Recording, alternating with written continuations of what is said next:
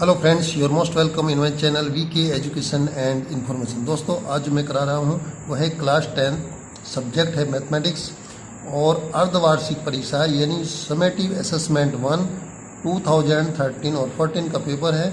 और section A में इसको सोल्व करूँगा। बाकी जो सेक्शन बचेंगे उनमें से अगर कोई क्वेश्चन आपसे नहीं आता है तो आप मुझसे व्हाट्सएप पे पूछ सकते हैं। व्हाट्सएप नंबर मैं डिस्क्रिप्शन में दे दूँगा। तो चलिए करते हैं स्टार्ट। और अभी तक आपने हमारे चैनल को सब्सक्राइब नहीं किया तो चैनल भी सब्सक्राइब कर लीजिए ताकि आने वाली सारी वीडियो आप तक पहुंच सकें। बहुत ही इम्पोर्टेंट पेपर है।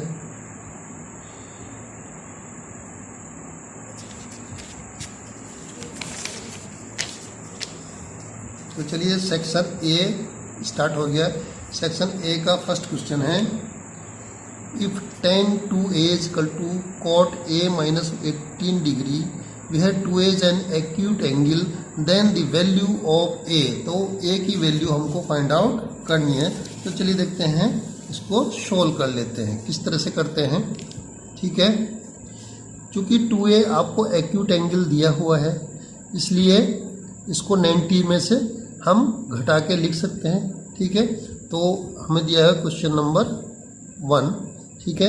ये दिया हुआ है tan 2a is equal to cot a minus 18 degree, ठीक है। इसको हम इस तरह से लिख सकते हैं, कॉट 90 डिग्री, ठीक है, minus 2a is equal to cot a minus 18 degree, ठीक है। क्योंकि कॉट 90 माइनस 2a क्या हो जाएगा, tan 2a के इक्वल हो जाएगा, ठीक है। अब जो ये दोनों इक्वल हैं तो ये एंगल भी इक्वल होंगे तो हो जाएगा 90 डिग्री और ये minus 2a is equal to हो जाएगा a माइनस 18 डिग्री, ठीक है। तो 3a इज इक्वल टू, देखिए इसको मैं इधर ले गया, ये 3a हो गया और ये इधर आ जाएगा, प्लस हो जाएगा। तो 90 प्लस 18, ठीक है।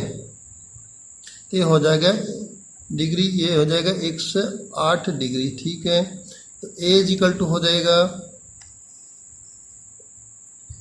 108 डिवाइडेड बाई 3 यानी 3 तिया 9 और 3 छंग 18। तो a की value a is equal to आ गया 36 डिग्री, ये आंसर होगा, ठीक है। तो ये है इसका 36 डिग्री। अब देखिए दूसरा क्वेश्चन क्या है। दूसरा क्वेश्चन है, if the pair of linear equation, ये लीनियर इक्वेशन एक ये दी है और ये एक दूसरी लीनियर इक्वेशन दी गई, has the infinitely many solution then the value of alpha and beta. तो अल्फा और बीटा की वैल्यू को फाइंड आउट करना है। देखिए ये लीनियर इक्वेशन है, दो पेयर है लीनियर इक्वेशन का। तो ये बोल रहे हैं कि इनफाइनाइटली मेनी सॉल्यूशन है। तो इनफाइनाइटली मेनी सॉल्यूशन होगा, इट मीन्स ये दोनों लाइन, ये जो दोनों पेयर ऑफ लीनियर इक्वेशंस हैं, ये दोनों इक्वेशंस, ये जो लाइन की इक्वेशंस हैं, ये एक दूसरे को क्या करेंगी, ओवरलैप करेंगी, ठीक है, यानी कोइंसाइडेंट करेंगी।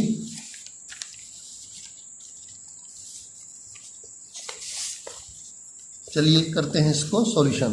तो देखिए पहली इक्वेशन ये है आपको 2x plus 3y is equal to 7, ये क्वेश्चन नंबर 1 है, ये क्वेश्चन नंबर 2 है, ठीक है।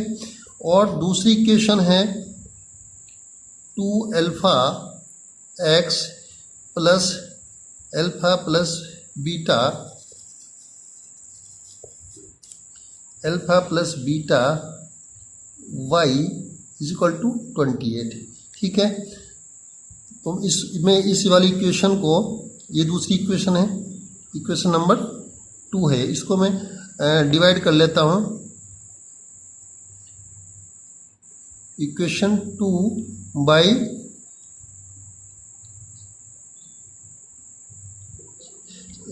4 से कर लेता हूँ डिवाइड, ठीक है, क्योंकि मैं यहाँ पर 7 बना लूँगा। ये हो जाएगा 2 अल्फा एक्स डिवाइडेड बाई 4, पूरी इक्वेशन को 4 से डिवाइड कर देता हूँ, plus alpha plus beta divide into Y divided by 4 is equal to 28 divided by 4, और ये कितना हो जाएगा, इज इक्वल टू 7 हो जाएगा। ठीक है, तो ये हो गया आपका alpha by 2x plus alpha plus beta by 4y is equal to 7। अब देखिए ये जो इक्वेशन बनी 3, ये 3 बन गई, तो ये इक्वेशन और ये इक्वेशन दोनों क्या हैं, सेम है। ठीक है, ये इक्वेशन सेम है, तो सेम है तो इनके क्या होने चाहिए, क्योंकि इधर भी जो कांस्टेंट टर्म है वो भी सेम है, सिर्फ क्या सेम नहीं है, इनके कोफिशिएंट, तो मैं कोफिशिएंट को इक्वल रख देता हूँ। ठीक है, तो हो जाएगा alpha by 2 equal to 2, compare कर लेता हूँ, तो अल्फा इजिकल टू कितना हो गया 4, और alpha plus beta by 4 equal to मैं कितना रख दूंगा, यहाँ पर कितना है 3। ठीक है, तो alpha plus beta equal to कितना हो जाएगा 12, और अल्फा की वैल्यू निकल गई है 4, तो बीटा इजिकल टू हो जाएगा 12 minus alpha equal to 12 minus 4 equal to 8। ठीक है, तो अल्फा बीटा की वैल्यू आ गई, तो अल्फा इजिकल टू 4 हो गया और बीटा इजिकल टू 8 आ गया, ये वैल्यू आ गई। ठीक है, तो ये आ गया D 4 और 8।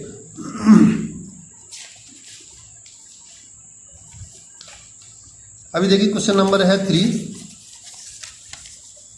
For the given data with 100 observation the less than ogive and the more than ogive intersect at point, ये पॉइंट दिया हुआ 525 और 50, द मीडियन ऑफ द, ये जो कोऑर्डिनेट दिए हुए हैं उस पॉइंट के इंटरसेक्शन के, the median of the data, तो डाटा का मीडियन निकालना। ठीक है, जो लेस देन ओजिव और मोर देन ओजिव जो ग्राफ्स होते हैं वो क्या होते हैं, फ्री एंड्स होते हैं, तो जहां वो एक दूसरे को काटते हैं, ठीक है, तो कहाँ काट रहे हैं दोनों, वो जो होगी सेंट्रल फ्रीक्वेंसी होगी, तो वो कहाँ काट रहे हैं, मोर देन ओजिव और लेस देन ओजिव, इस पॉइंट पे काट रहे हैं, तो इसका जो एक्स कोऑर्डिनेट होगा वो क्या होगा, मीडियन होगा। ठीक है, तो एक्स कोऑर्डिनेट क्या है इसका 525, तो मीडियन कितनी होगी 525। अब देखिए question number 4, which of the following number has non terminating repeating decimal expansion. लेकिन ये इस तरह से नॉन टर्मिनेटिंग, तो नॉन टर्मिनेटिंग क्या होगा, अगर कोई संख्या ये है p बाई क्यू और p बाई क्यू है, और q जो फैक्टर्स हैं वो क्या होने चाहिए, 2 की पावर n और इंटू 5 की पावर m के फॉर्म में है। इसके जो फैक्टर्स हैं q के, वो अगर इसकी फॉर्म में है तो क्या होगा, टर्मिनेटिंग होगा, और इसकी फॉर्म में नहीं है तो क्या होगा, नॉन टर्मिनेटिंग होगा। ठीक है, तो अब देख लेते हैं हम।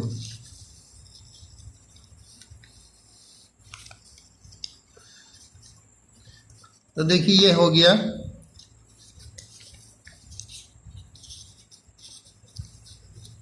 क्वेश्चन नंबर 4 का, देख लेते हैं। तो देखिए क्वेश्चन नंबर 4 ए हो गया। ठीक है, ए का हो गया 7/80। तो हम देखेंगे, तो ये जो है न्यूमरेटर है, डिनोमिनेटर है, तो न्यूमरेटर में देखेंगे कि इक्वल टू ये हो जाएगा 7/8 और ये 10। ठीक है, ये हो जाएगा 7/2 की पावर 2 दूनी 4 दूनी 8 3, और हो गया 2 इंटू 5। ठीक है, तो हो जाएगा 7/2 की पावर 4 इंटू 5।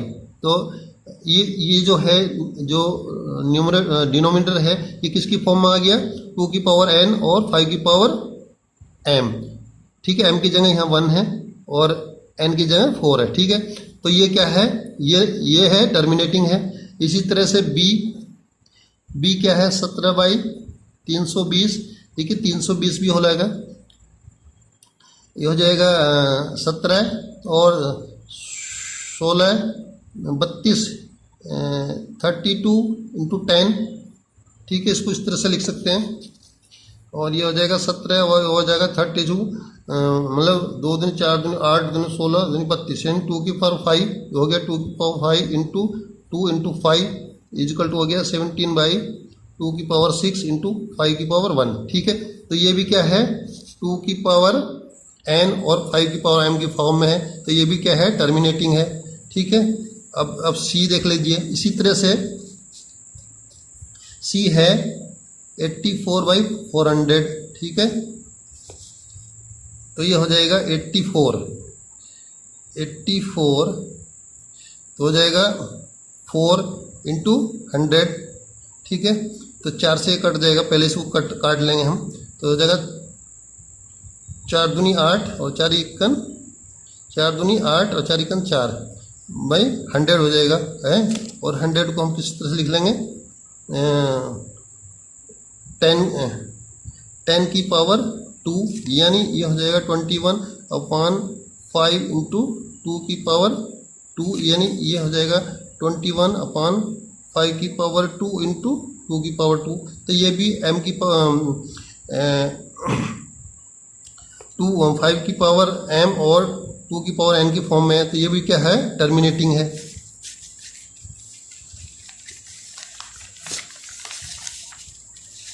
ये भी क्या है, ये भी आपका टर्मिनेटिंग हो गया, ठीक है।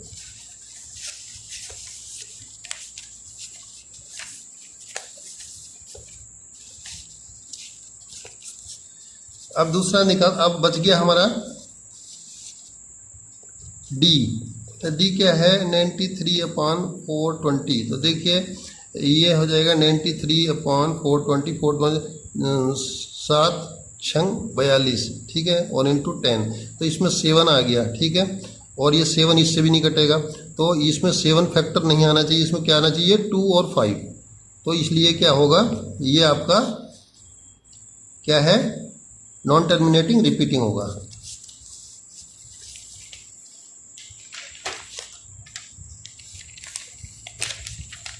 नेक्स्ट क्वेश्चन है क्वेश्चन नंबर 5। देखिए क्वेश्चन नंबर 5 है आपका,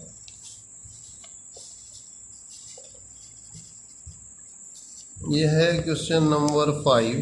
देखिए 5 में क्या है, वैल्यू, इसकी वैल्यू निकालने के लिए बोल रहा है, ठीक है। तो हो जाएगा sin 60 divided by cos square 45 degree और माइनस cot 30 डिग्री और प्लस 15 cos 90 डिग्री, ठीक है, इसकी वैल्यू।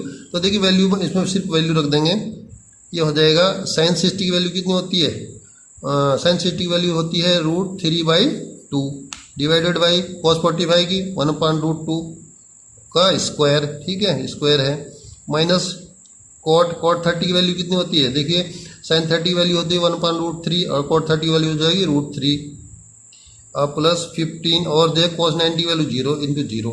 तो ठीक है, तो देखिए ये हो गया √3/2 और ये हो जाएगा 1/2 क्योंकि स्क्वायर है तो स्क्वायर से स्क्वायर रूट कट जाएगा, और माइनस √3 और प्लस ये 0 हो गया, ठीक है।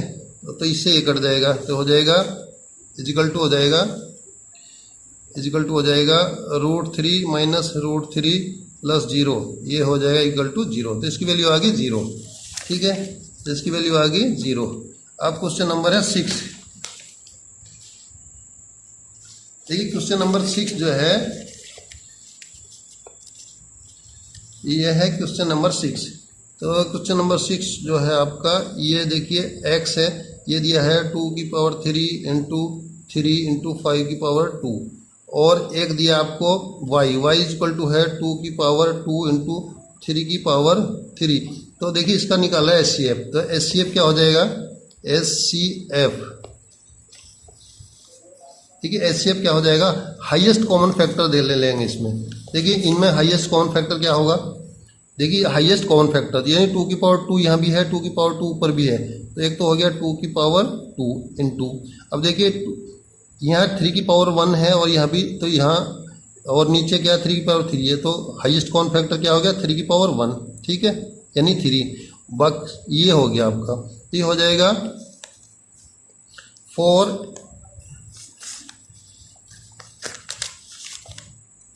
4 इंटू 3 इजिकल टू 12। ठीक है, तो इसका हो गया आपका 12।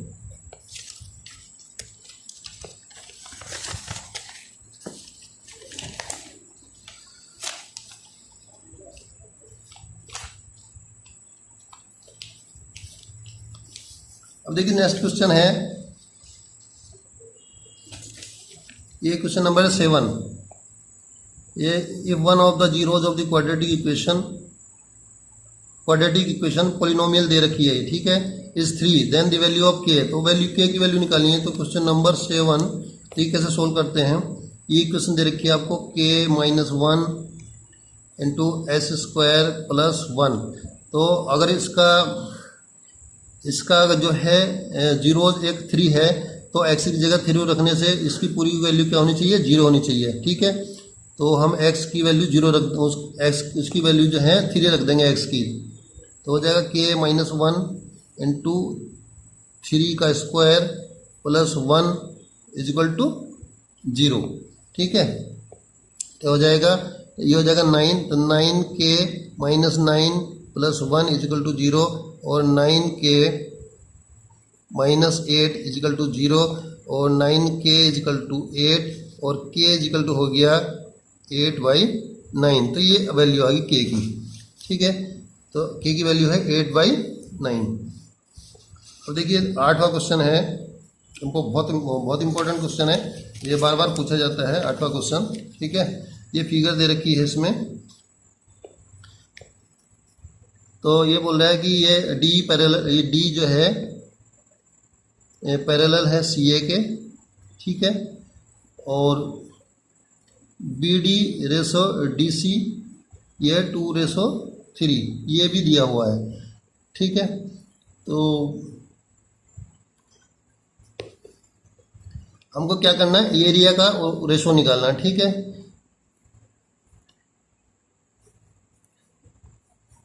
तो BD इजिकल टू 2x मान लिया हमने, और DC इजिकल टू 3x हो गया। ठीक है,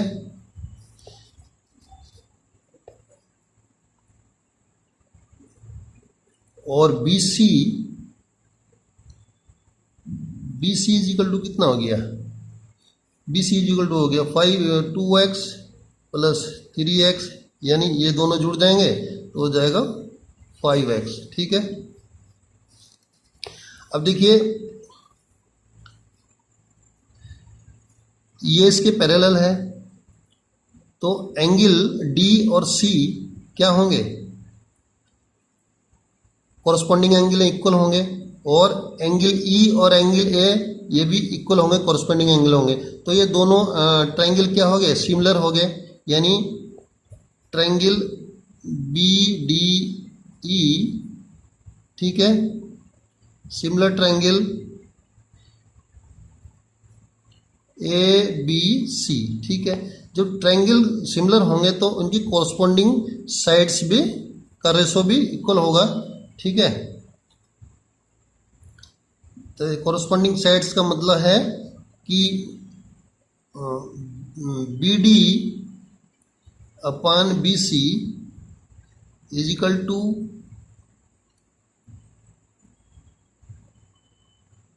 DE upon AC equal to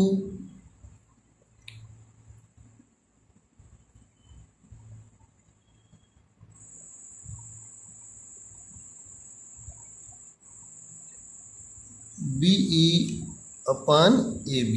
ठीक है,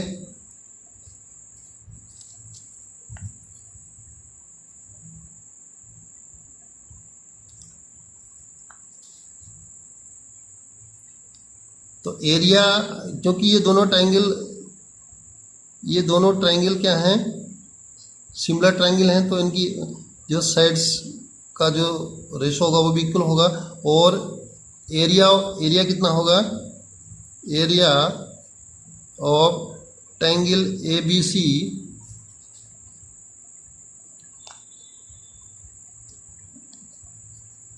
divided by area of triangle BDE। देखिए ये हो जाएगा कॉरस्पॉन्डिंग, किसी भी कॉरस्पॉन्डिंग साइड का ये हो जाएगा BD, किसी भी इनकी जो कॉरस्पॉन्डिंग साइड का क्या हो जाएगा, कॉरस्पॉन्डिंग साइड के रेशो का स्क्वायर, यानी BD अपॉन BC का स्क्वायर इजिकल टू क्या हो जाएगा। देखिए BD क्या है 2x है और BC क्या है ABC सॉरी, ये हो जाएगा ABC का मतलब है BC साइड होगी इसकी, ABC की BC साइड होगी, ठीक है। ABC की क्या होगी BC साइड होगी और BDE की BD साइड होगी, ठीक है। तो BD का स्क्वायर, ठीक है। तो इसकी वैल्यू रख देंगे, BC की हो जाएगी 5x और ये हो जाएगा 2x का स्क्वायर, तो x कर जाएगा तो हो जाएगा 25/4, ये इसका आंसर आ गया, ठीक है। तो इसका आ जाएगा 25/4, ये आंसर है।